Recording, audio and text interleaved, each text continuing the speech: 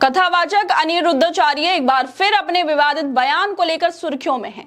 इस बार न सिर्फ उनके बयानों ने विवाद खड़ा किया है, बल्कि उनके समर्थकों की गुंडागर्दी ने भी सवाल उठाए हैं। अनिरुद्धाचार्य ने एक धार्मिक कार्यक्रम के दौरान महिलाओं और लड़कियों के बारे में आपत्तिजनक टिप्पणियां की थी, जिसमें उन्होंने कहा था कि 14 साल की उम्र में लड़कियों की शादी हो जानी चाहिए, क्योंकि 25 साल की लड़कियां 4 जगह मुंह मारकर आती हैं। इस बयान ने पूरे देश में हंगामा मचा दिया। क्या एक कथावाचक को इस तरह के अशोभनीय घटिया भाषा का इस्तेमाल करना शोभा देता है? क्या आध्यात्मिक मंच का इस्तेमाल ऐसी टिप्पणियों के लिए करना ठीक है? इस बयान के बाद महिलाओं और सामाजिक संगठनों में जबरदस्त नाराजगी देखने को मिली। मथुरा, लखनऊ, भोपाल जैसी शहरों में उनके खिलाफ प्रदर्शन हुए। उत्तर प्रदेश महिला आयोग ने भी उनके बयानों पर कड़ा रुख अपना लिया है। अनिरुद्धाचार्य ने बाद में सफाई दी कि उनके बयान को गलत समझा गया और सिर्फ लिव इन रिलेशनशिप में रहने वाली कुछ लड़कियों के लिए ही उन्होंने ऐसा कहा था। लेकिन विवाद यही नहीं थमा।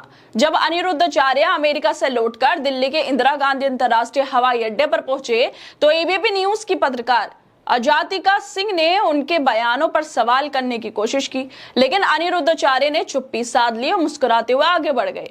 उस दौरान उनके समर्थकों ने पत्रकार के साथ बदसलूकी शुरू कर दी। भक्तों के नाम पर खड़े गुंडों ने उनके बाल खींचे और धक्का मारा।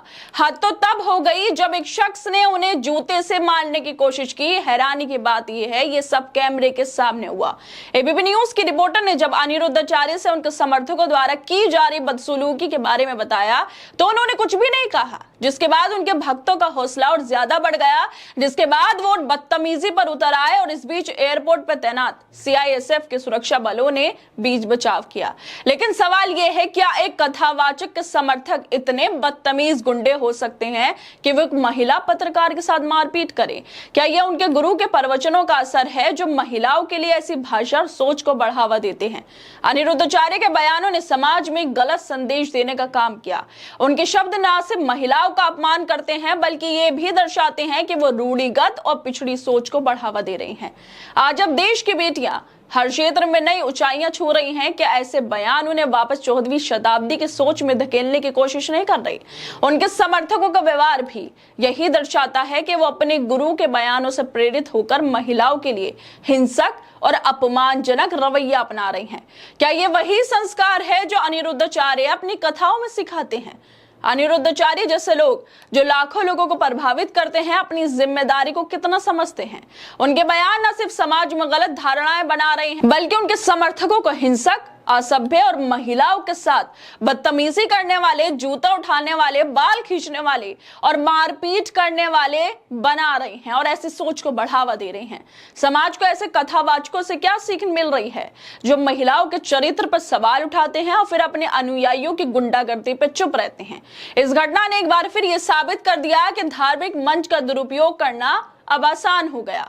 और जिस तरह से ये घटना सामने आई है, एबीपी न्यूज की पत्रकार को धक्का दिया गया और वो भी महिलाएं थी, वो भक्त थी जिन्होंने धक्का दिया और उनमें से एक पुरुष वो जूता उठाता है, मारने की कोशिश करता है। और जिस तरह से घटना, शर्मनाक घटना सामने आई है, उसको कांग्रेस नेता अलका लांबा लिखती हैं उस पर कि अपनी महिला भक्तों को आगे कर एक महिला पत्रकार पर हमला करवाना बेहद शर्मनाक है।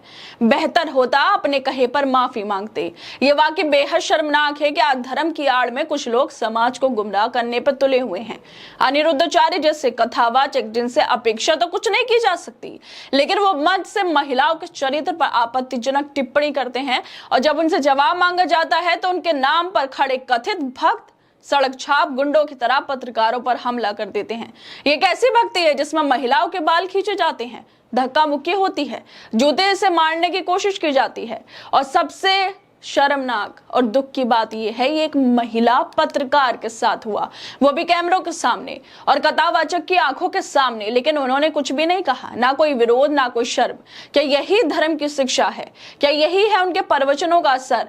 और जो लोग भक्त बनकर ऐसी हरकतें कर रहे हैं, वो असल में धर्म नहीं गुंडागर्दी की सेवा कर रहे हैं। ये लोग मंदिरों में भजन नहीं बल्कि नफरत और जिस तरह से गुंडागर्दी कर रहे हैं उसका प्रचार कर रहे हैं। ऐसे कथावाचकों और उनके समर्थकों को समाज में सिर माथे बैठाना नहीं बल्कि सवालों के कटघरे में खड़ा करना चाहिए, क्योंकि धर्म का काम जोड़ने का होता है, तोड़ने और डराने का नहीं, और ना ही ऐसा आपत्तिजनक घटिया बयान देने का।